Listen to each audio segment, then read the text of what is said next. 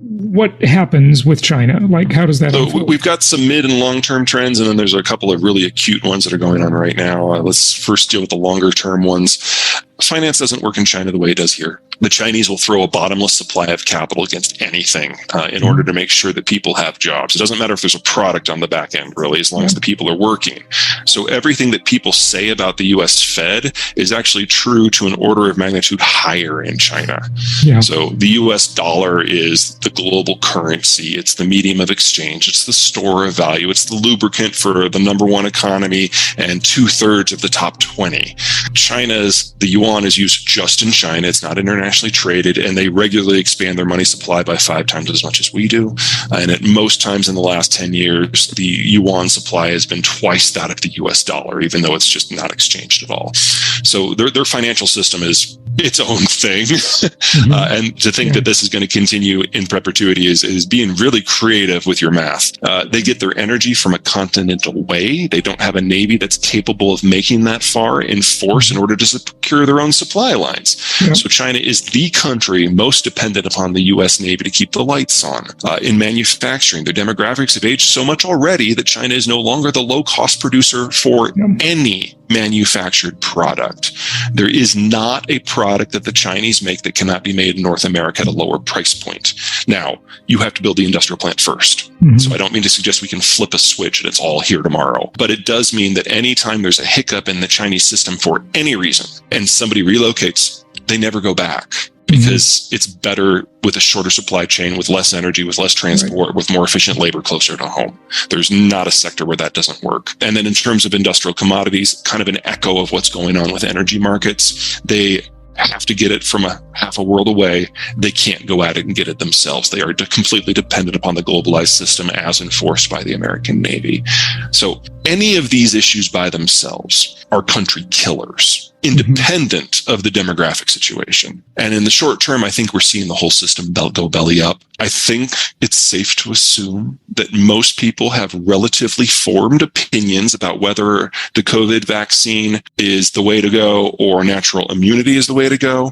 But I think if we're all really being honest with ourselves, we will admit that people on the other side of that divide have some relevant points that are worth discussing. Yeah, sure. And we certainly know that if you have both, you're in better shape. Neither of those are options in China. I think Apple's the best example there. Apple is the American company that has ignored the writing on the wall the most. And every time there's been a health issue with COVID or a trade war with Trump or Bernie Sanders coming out and beating the trade drum, every time something has happened, an explosion of genocide in Xinjiang, the crackdowns in Hong Kong, they've ignored it and they've doubled down. So they are the American company most committed to China. Over 90% of their supply chains within China now. And as of last month, even they started looking for alternatives. Everyone is on their way out because China is no longer a reliable manufacturing partner. We've been living in the most atypical, bizarre period in human history. The very concept of globalization, the idea that you can participate in some sort of supply chain or source some product or sell some product on the other side of the planet, this has never happened before without some degree of military control and escort. But at the end of World War II, the Americans scrapped the old imperial system that generated the war, and we said that we would patrol the global ocean so that anyone could play. You could sail anywhere at any time, interface with any partner, participate in any manufacturing, access any raw commodity, and sell into any market. If in exchange, you would side with us against the Soviets. And that created the world that we know. And it sounds like just a simple guns for butter deal, but you got to remember how fractured everything was before 1945.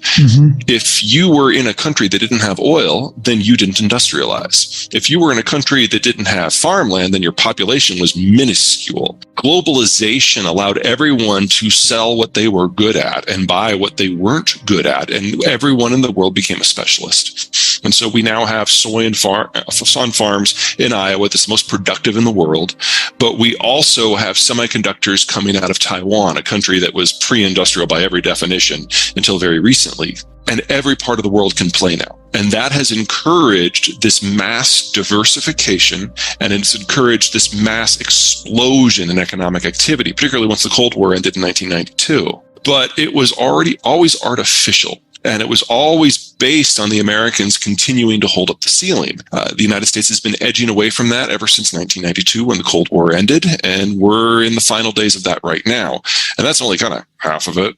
Is when you allow everyone to participate in global trade, people move off the farm and they take services and manufacturing jobs in town. On the farm, kids are free labor. You have a bunch. In town, kids are really, really expensive pieces of loud, annoying furniture. So you have fewer because adults aren't stupid. You play that forward for 70 years, and we have had a population bust in the making, global in scope for decades now.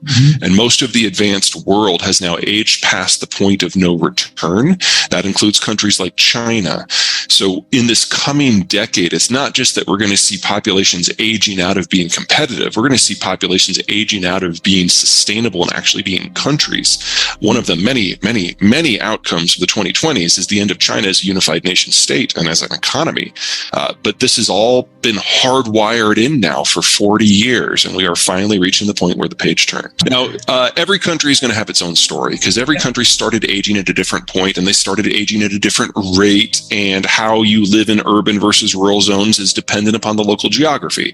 So an example on the positive side, we started industrializing in the United States 200 years ago. So for us, this hasn't been a 40, 50-year process. This has been a 200-year process. And so our birth rate has dropped incrementally that entire time, but we've adapted to it as we've shifted into the cities. So the United States still today has the highest birth rate among any of the advanced worlds. We're the most slowly aging country. But if you go to a country like, say, China, that only started the industrialization process in about 1985, they crammed 200 years of economic advancement into 40 years. That also means they crammed 200 years of demographic adjustment into 40 years. Historically, capital and demographics have not been intertwined. Now, yes, as you age, your net worth increases. And as you age, you become more adventurous with your investments, and that drives more economic activity. And then when you retire, you cash it all and go to T-bills because you won't be able to stomach any sort of market turning or currency turning. That's been true since the dawn of recorded history. There's nothing new there. What is new is the demographic profiles changed. So in a pre-industrial world, you had very few 60-somethings. You had more 50-somethings and yet more 40-somethings and on down. It built a pyramid. What industrialization and urbanization has done is change the shape of the pyramid. In some countries like the United States, it's more or less a chimney, but with a bulge for the baby boomers. In some like Germany, it's a diamond with more people in their 50s than their 40s, than their 30s, than their 20s, and then narrowing up as you would expect at the top. What's happening globally right now, not just with the American boomers, is that we've got this big cadre of people in their 60s who are moving into retirement, and they are a bulge in the structure. So instead of just a small group of people relative to the overpopulation that are moving on and changing their investment portfolios, we have the single largest generation in our history doing that. And on average, they will have completed that transition by the end of this year. So we go from having some of the richest, most liberal, most open, most liquid capital markets we've ever known to something that's a lot closer to the opposite in less than a year.